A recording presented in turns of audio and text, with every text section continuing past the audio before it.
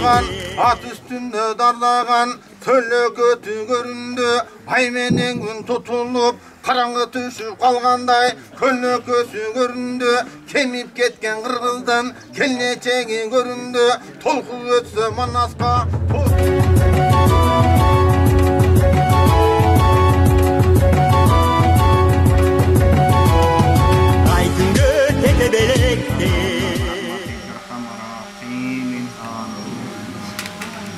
Millet anamız adam eken. Millet anamız adam eken.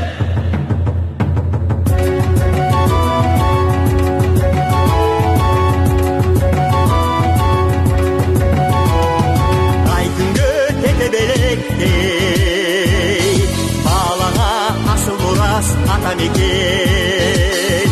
Aldığa tarmak gerekte adırlap ata deseng atаңа tek. Millet anamız adam eken. Millet anamız adam eken.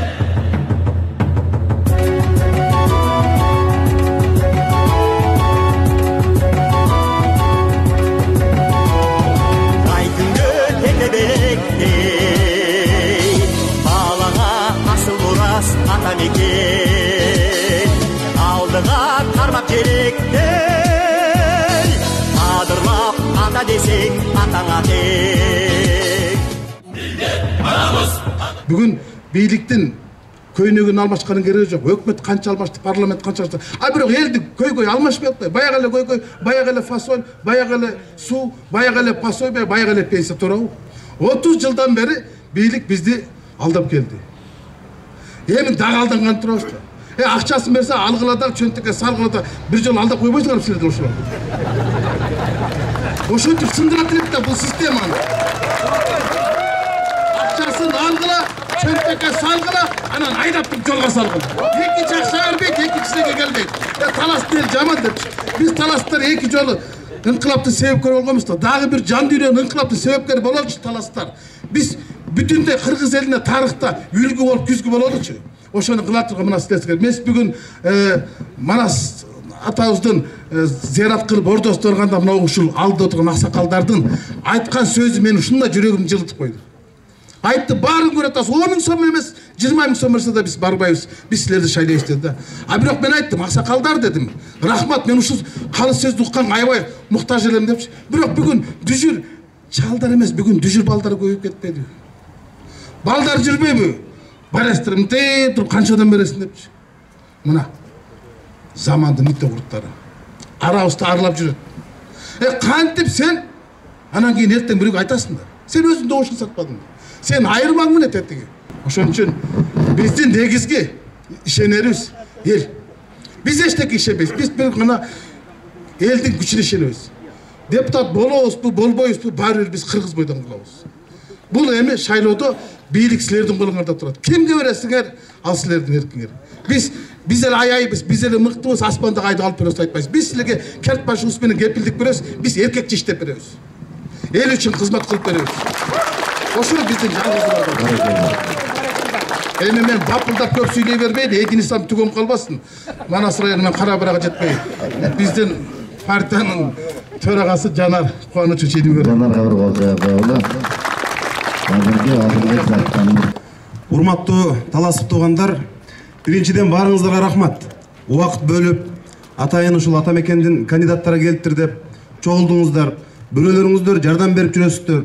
Бул жерде Калабай байке окшоп ата мекенди түптөгөндөрдүн бири бул кишилер. Өткөндө дагы мен Болот шаарынын тажиясына келсем, ошол жерде дагы ата мекендин кып-кызыл кепкасын кийип алып жүргөн байке. Ата мекендин дай өзөгү таластан негизи.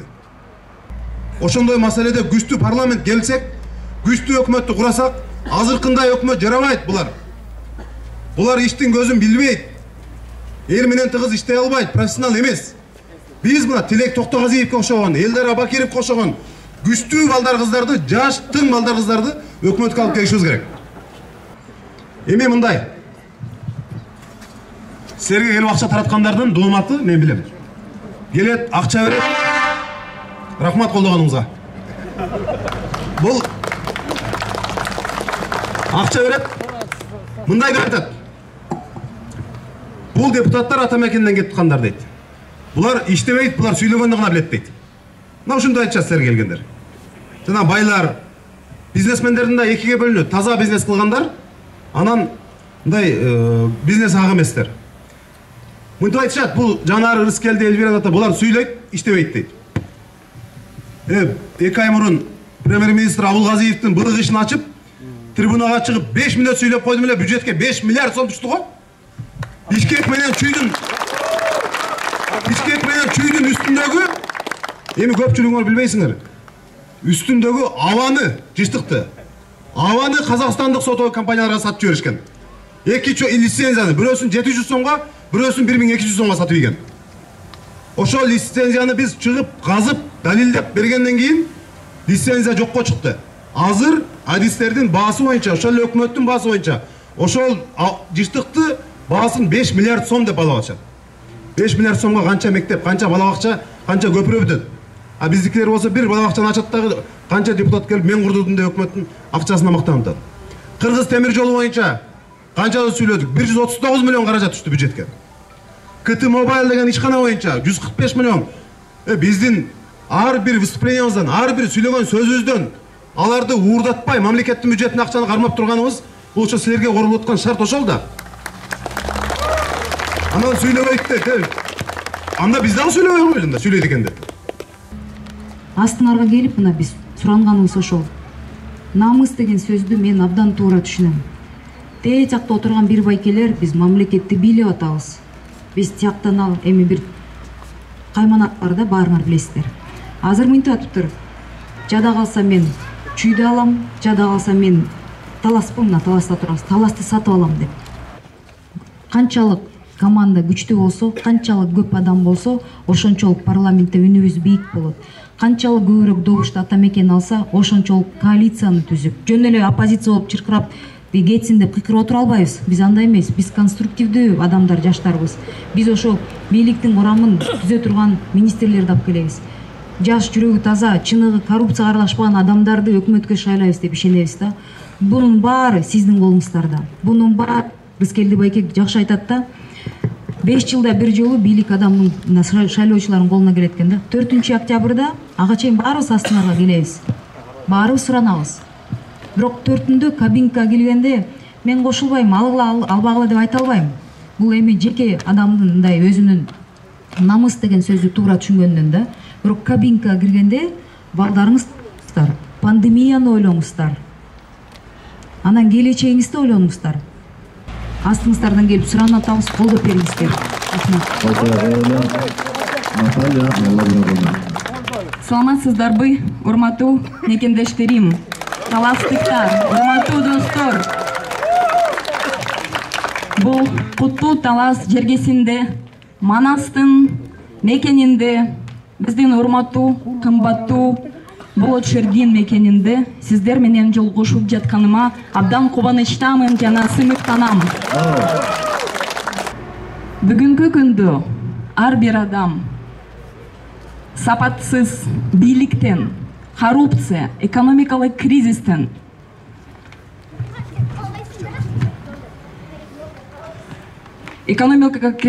коррупция жана тартипсиз сот системасынан тежап турган кези.